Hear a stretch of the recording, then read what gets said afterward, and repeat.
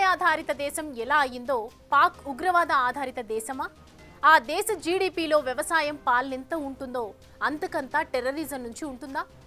కొన్ని గల్ఫ్ దేశాలు oil products అమ్మి ఎలా సొమ్ము చేసుకుంటాయో పాకిస్తాన్ టెర్రరిజాన్ని తయారు చేసి సొమ్ము చేసుకుంటుందా అంటే అవుననే తెలుస్తోంది. పాకిస్తాన్లో ఉన్న టెర్రర్ నెట్వర్క్ వర్త్ ఎంత? ఈ ఉగ్రవాద కార్యకలాపాల్లో అత్యంత కీలకంగా ఎవరు వ్యవహరిస్తున్నారు? పాక్ సైనికులు రిటైర్ అయ్యాక ఏం చేస్తుంటారు? ఇక్కడి టెర్రర్ గ్రూపులకు మిలిటరీ కార్యకలాపాల్లో శిక్షణ ఇచ్చేవారెవరు? పాక్ మాజీ సైనికులకు ఉగ్ర ముఠాలకు ఉన్న సంబంధ బాంధవ్యాలు ఎలాంటివి? నిఘా వర్గాల నివేదికలు ఏం చెప్తున్నాయి?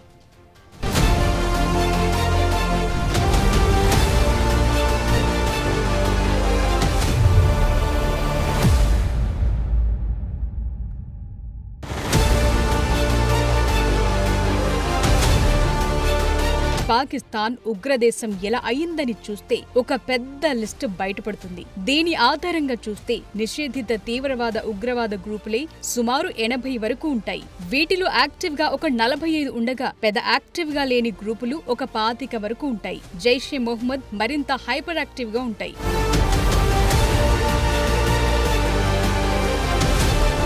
మామూలుగా భారత్ వంటి దేశాల్లో మిలిటరీలో పనిచేసి రిటైర్ అయ్యాక వారు చేసే పని సెక్యూరిటీ జాబ్స్ లోకి ఎక్కువగా వెళ్లటం. అదే పాకిస్తాన్ లో మాజీ సైనికులు ఉగ్రవాద గ్రూపుల్లో చేరుతుంటారు. దీన్ని బట్టి ఈ రెండు దేశాలకు ఎంత తేడా ఉందో చూసుకోవచ్చు. పాకిస్తాన్ లో మాజీ సైనికులకు ఇదొక ఆదాయ వనరు. పాకిస్తాన్ గత కొన్ని దశకాలుగా ఉగ్రవాదాన్ని ఎలా పెంచి పోషించిందని చూస్తే ఇందులో మాజీ సైనికులది అత్యంత కీలక పాత్రగా తెలుస్తోంది. మాజీ సైనిక సిబ్బంది అత్యంత క్రూరమైన లష్కర్-ఎ-తోయిబా, జైషే మొహమ్మద్ వంటి ఉగ్ర సంస్థలకు శిక్షణనిచ్చే జిహాదీ శిబిరాలను నడుపుతున్నట్టు నిఘా వర్గాల సమాచారం.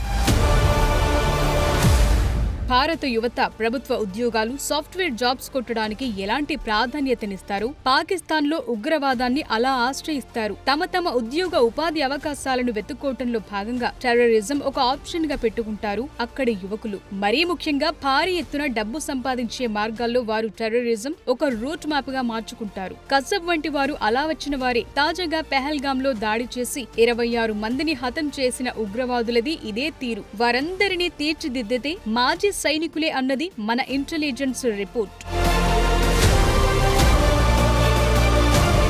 పెహల్గామ్ దాడికి పాల్పడ్డవారు ఇప్పటికిప్పుడు పుట్టుకొచ్చినవారు కారు. వీరు కొన్ని దశకాలుగా పాక్ లో 1000 తలలు వేస్తోన్న ఉగ్రవాద ఉత్పత్తులు. ప్రపంచంలోనే మోస్ట్ డేంజరస్ టెర్రర్ గ్రూపులు పాకిస్తాన్ కేంద్రంగా తిష్టవేసి ఉన్న విషయాన్ని సౌత్ ఏషియా టెర్రరిజం పోర్టల్స్ వంటి కొన్ని సంస్థలు ఒక జాబితా సైతం రూపొందించాయి. వీటిలో లష్కర్-ఎ-తోయిబా 3, జైషే మొహమ్మద్ 7వ స్థానంలో ఉన్నాయి.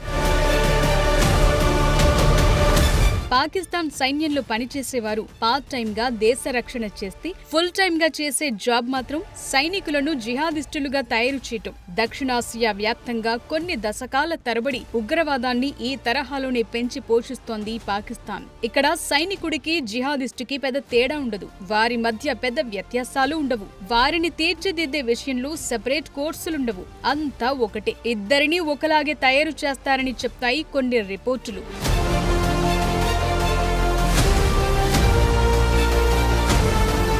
పాక్ ఆర్మీలో చేరి తాము నేర్చుకున్న మిలిటరీ ట్రైనింగ్, ఉగ్రవాద శిక్షణ శిబిరాల్లో నేర్పిస్తుంటారు ఆ దేశ సైనికులు. ఇంటెలిజెన్స్ వర్గాల వారి డైరెక్ట్ స్టేట్మెంట్ ఏంటంటే మాజీ సైనికులే ఉగ్రవాద శిబిరాలను నడుపుతుంటారు. ఉగ్రవాదులంటే అన్అఫీషియల్ పాక్ సోల్జర్స్ కింద లెక్క. వారు జీతం, హోదాలతో పనిచేస్తారు. వీరు ఎలాంటి హోదా లేకుండా టెర్రరిస్టుగా దేశానికి పనిచేస్తారు. అంతే తేడా. ఇద్దరి మధ్య ఉన్న వ్యత్యాసం సన్నటి రేఖ వంటిది, అంతే. 2019లో పుల్వామా దాడిలో 40 మంది సిఆర్పీఎఫ్ సిబ్బందిని బలిగొన్న లష్కర్-ఎ-తోయిబా, జైషే మొహమ్మద్ వంటి ఉగ్ర సంస్థలకు పాకిస్తాన్ నిధులను ఇస్తూ ఉంటుంది. ఈ సంస్థలు పాక్ భూభాగమంతటా విస్తరించి ఉంటాయి. శిక్షణ శిబిరాలు నిర్వహిస్తుంటాయి. రాడికలైజేషన్, ఆయుధ శిక్షణ, ఆత్మాహుతి దళాల తయారీ కేంద్రాలుగా ఇవి నానాటికి పెరుగుతున్నాయే తప్ప ఎంతమాత్రం తగ్గటం లేదు. వీటన్నిటికీ పాకిస్తాన్ మాజీ సైనికులే నిర్వాహకులు. పాకిస్తాన్ అబోటాబాద్ లో ఒసామా బిన్ లాడెన్ ని గుర్తించి చంపిన అమెరికా ఈ ఆపరేషన్ గురించి చెప్తూ ఇస్లామాబాద్ ఉగ్రవాదులకు ఎలాంటి సహాయ సహకారాలను అందిస్తుందో చెప్పటానికి ఇంతకన్నా మించిన ఉదాహరణ లేదని తేల్చి చెప్పింది. చైనా వరల్డ్స్ ప్రొడక్షన్ హౌస్ కాగా భారత్ వరల్డ్ సర్వీస్ సెక్టార్ కి హెడ్ క్వార్టర్. ఈ రెండు దేశాలకు ఈ పేరు ఎలాంటిదో పాకిస్తాన్ కి వరల్డ్ టెర్రరిస్ట్ మ్యానుఫ్యాక్చరింగ్ యూనిట్ గా అంతటి పేరుంది. దీని వెనుక కీలకంగా పనిచేస్తోంది పాక్ మాజీ సైనిక వర్గాలే. కాబుల్లోని భారత్ అమెరికా రాయబార కార్యాలయాలపై జరిగిన 2008, 2011 దాడులు, 2005 లండన్ దాడులు, 2024 మాస్కో దాడులు సైతం పాక్ ప్రేరేపిత ఉగ్రవాద కార్యకలాపాల్లో భాగమే. ఒక్కో గల్ఫ్ దేశం పెట్రోల్, డీజిల్ వంటి ఆయిల్ ప్రాడక్టులు అమ్మి సొమ్ము చేసుకుంటే పాకిస్తాన్ మాత్రం టెర్రరిజాన్ని అమ్మి సొమ్ము చేసుకుంటోంది. ఆ దేశాన్ని ఏలిన నవాజ్ షరీఫ్, ముషరఫ్ వంటి వారు చేసిన ఓపెన్ కామెంట్సే ఇందుకు సాక్ష్యం. 26/11 ముంబై దాడుల వంటి ఘటనల్లో ఇస్లామాబాద్ హస్తం ఉన్నట్టు వారు ఒప్పుకున్న పరిస్థితులున్నాయి. వైద్య పరిభాషలో చెప్తే ఉగ్రవాదం అనే జబ్బు ఈ దేశం అడ్వాన్స్డ్ స్టేజ్ లో ఉంది. ఉగ్రవాదం ఆపేస్తే పాకిస్తాన్ ఖేల్ ఖతం. ఆ దేశ జీడీపీలో 24% వ్యవసాయం నుంచి వస్తే ఉగ్రవాదం నుంచి కూడా అంతే మొత్తం సంపాదిస్తోందన్న పేరుంది. మతపరమైన విద్య అభ్యసించటం, ఆపై జిహాదీ గ్రూపుల్లో చేరటం, ఇలాంటి టెర్రరిస్ట్ అటాక్స్ చేయటానికి భారీ మొత్తంలో పొందటం ఇదొక రూట్ మ్యాప్. తాజాగా పెహల్గాం దాడి చేయటానికి కాశ్మీర్ కొచ్చిన టెర్రరిస్టులు ఈ దిశగా తయారై వచ్చిన వారి అంటారు నిఘా వర్గాల వారు. ఏప్రిల్ 22 నాటి పెహల్గాం దాడికి పాకిస్తాన్ తో లింక్ అయి ఉన్నట్టుగా భారత భద్రతా సంస్థలు ఆధారాలతో సహా ప్రపంచం దృష్టికి తీసుకొచ్చాయి. ఈ సమాచారాన్ని US, UK, France, Germany, Russia, ఇటలీతో పాటు చైనాకు కూడా స్పష్టం చేశాయి. పాకిస్తాన్లో ఆ దేశ రాజకీయ నాయకులకు, మరే ఇతర ప్రముఖులకు లేనంత ప్రాధాన్యత భద్రతా ఉగ్రవాద సంస్థాధిపతులకు కల్పిస్తుంటారు. ఎందుకంటే ఆ దేశం టెర్రరిస్టు ఆధారిత దేశం. దీంతో వారి అడుగులకు మడుగులొత్తుతుంటారు. భారత్ కి వ్యతిరేకంగా వారు ఉగ్ర కార్యకలాపాలు సాగిస్తే మరింత ఎక్కువ ప్రియారిటీ ఇస్తుంటారు. ప్రపంచ వ్యాప్తంగా ఎక్కడెలాంటి టెర్రర్ అటాక్స్ జరిగినా దాని మూలాలు పాక్ లో వెతుక్కోవచ్చు. ఇక్కడి నుంచి ఆ సహాయ సహకారాలు అందుతుంటాయి. దేనంతటి వెనుక పాకిస్తాన్ ఆర్మీలో పనిచేసిన మాజీ సైనికులే ఉంటారు. పాకిస్తాన్ ఆర్మీ, టెర్రరిజం విడదీయలేని అనుబంధంగా చెప్తున్నాయి నిఘా వర్గాల నివేదికలు.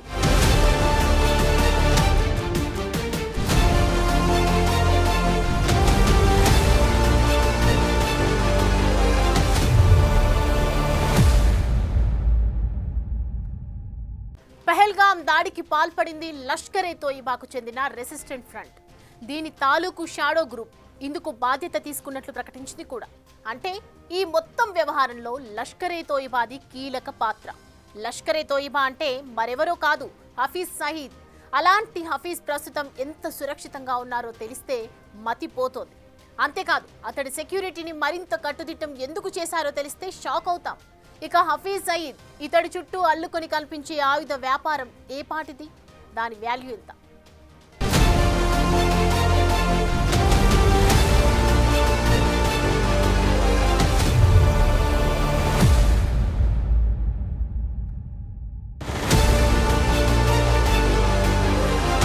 ఇదిగో ఇది చూసారా, లష్కరే తోయిబా చీఫ్ హఫీజ్ సయీద్ ఇల్లు. 26/11, 22/4 దాడుల మాస్టర్ మైండ్ ఇతడే. ప్రస్తుతం ఇతడు ఉంటున్నది లాహోర్లోని అత్యంత జనసాంద్రత గల నివాస ప్రాంతమైన మొహల్లా జోహార్ టౌన్లో. పాకిస్తాన్లో మరే ప్రముఖుడికి లేనంత కట్టుదిట్టమైన భద్రతా ఏర్పాట్లు హఫీజ్ సయీద్ సొంతం.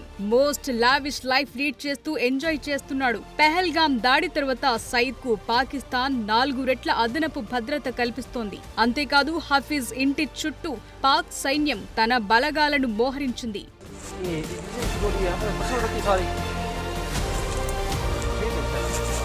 ప్రస్తుతం హఫీజ్ సయీద్ ఒక సాధారణ పౌరుడిలా జోరం తౌమ్ వీధుల్లో యథేచ్ఛగా తిరుగుతున్నాడు. ప్రస్తుతం హఫీజ్ కి సంబంధించిన వీడియో ఒకటి సోషల్ మీడియాలో వైరల్ గా మారింది.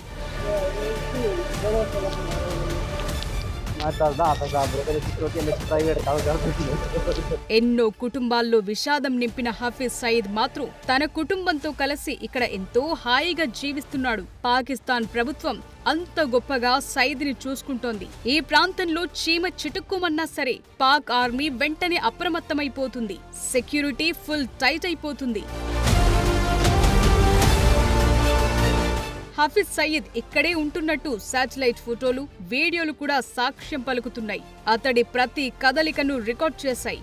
ఇటు పాక్ గవర్నమెంట్ ఇస్తోన్న భద్రతతో పాటు తన సొంత సెక్యూరిటీ కూడా హఫీజ్ సయీద్ ను కంటికి రెప్పలా అనుక్షణం కాపాడుకుంటూ వస్తున్నాయి. హఫీజ్ సయీద్ ఇంటిని ఆనుకుని ఒక మసీద్, మదర్సా సైతం ఉంది. హఫీజ్ ఇంటి పక్కన ఒక ప్రైవేట్ పార్కు కూడా ఉంది. దీన్ని బట్టి హఫీజ్ ఎంత సేఫ్ గా ఉన్నాడో చెప్పొచ్చు. ఆయన కుటుంబ సభ్యులు ఎంత ఉల్లాసంగా, విలాసంగా జీవిస్తున్నారో చూడండి. కానీ పాకిస్తాన్ చూస్తే ఇతడు ఇక్కడ లేనే లేడని బుకాయిస్తోంది. టెర్రర్ గ్రూపులకు నిధుల కేటాయింపుల వ్యవహారంలో హఫీజ్ పై కేసులున్నాయి. కోర్టు ఇతడికి 31 ఏళ్ల జైలు శిక్ష విధించింది. కాబట్టి ఇతడు జైల్లో ఉన్నాడని అంటోంది పాక్. కానీ ఇతడు మాత్రం హ్యాపీగా లైఫ్ లీడ్ చేస్తున్నాడు. లాహోర్లోని జోరం టౌన్ వీధుల్లో హాయిగా సంచరిస్తున్నట్టు తెలుస్తోంది. వరల్డ్ మోస్ట్ వాంటెడ్ టెర్రరిస్టుల లిస్టులో ఉన్నాడు హఫీజ్ సయీద్. కేవలం భారత్ మాత్రమే కాదు, అమెరికా సైతం ఇతడిపై 85 కోట్ల రివార్డ్ ప్రకటించింది. హఫీజ్ ముందు నుంచి లాహోర్లోనే ఉంటున్నాడని చెప్తోంది. మన ఆర్మీ అధికారులు లాహోర్లోని హఫీజ్ సయీద్ ఇంటి మీదకు మిసైళ్లను ఎక్కుపెట్టాలని కోరుకుంటారు. అతడి ఇంటిని, పరిసర ప్రాంతాలను తునాతునకలు చేయాలని ఉవ్విళ్లూరుతుంటారు కూడా. కానీ అది ఎంతకీ సాధ్యపడటం లేదు. అంతటి సైనిక, రాజకీయ ప్రేరేపితమైన, కట్టుదిట్టమైన భద్రతా ఏర్పాట్ల నడుమ జీవిస్తున్నాడు సయీద్.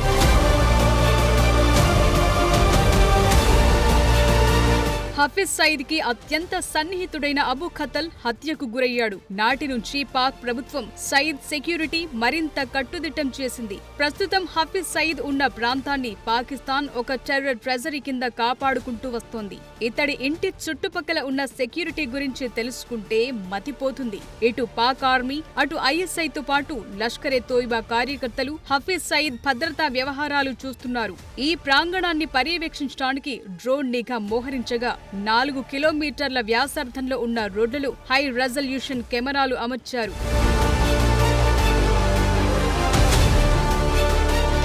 హఫీజ్ ఇంటి చుట్టుపక్కలకు సామాన్యులు వెళ్లటానికి వీల్లేదు. మరీ ముఖ్యంగా పెహల్గాం దాడి తరువాత సాయుధ దళాలు అతన్ని కంటికి రెప్పలా కాపాడుతున్నాయి. ఈ దాడులకు కారణమైన TRF లష్కరే తోయిబాకు అనుబంధ సంస్థ కావటంతో సెక్యూరిటీ ప్రోటోకాల్ ఏర్పాటు చేసింది Pakistan.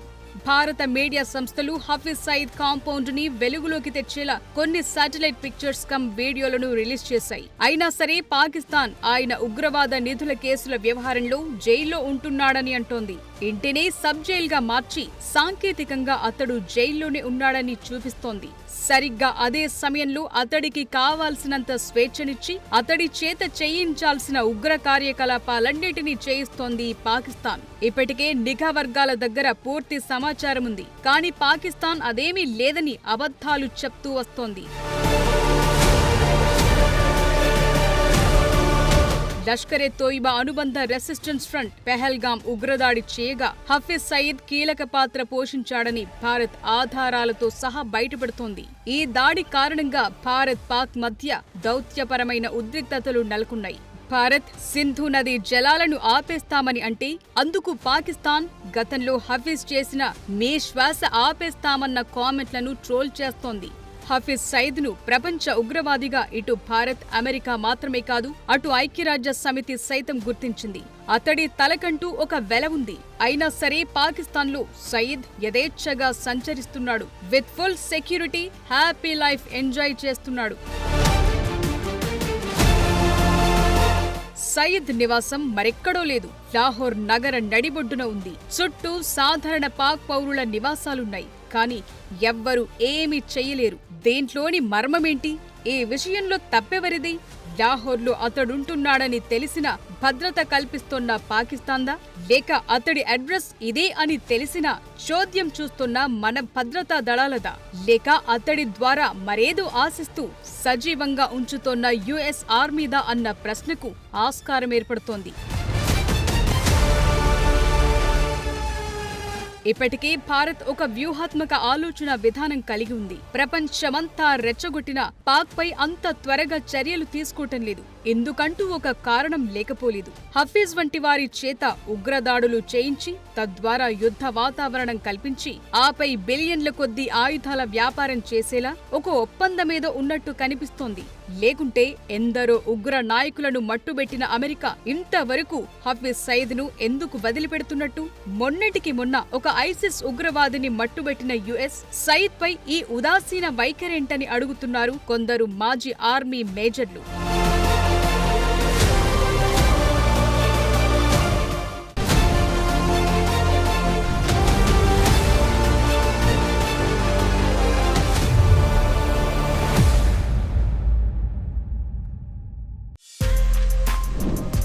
For more videos like this, subscribe Big TV channel.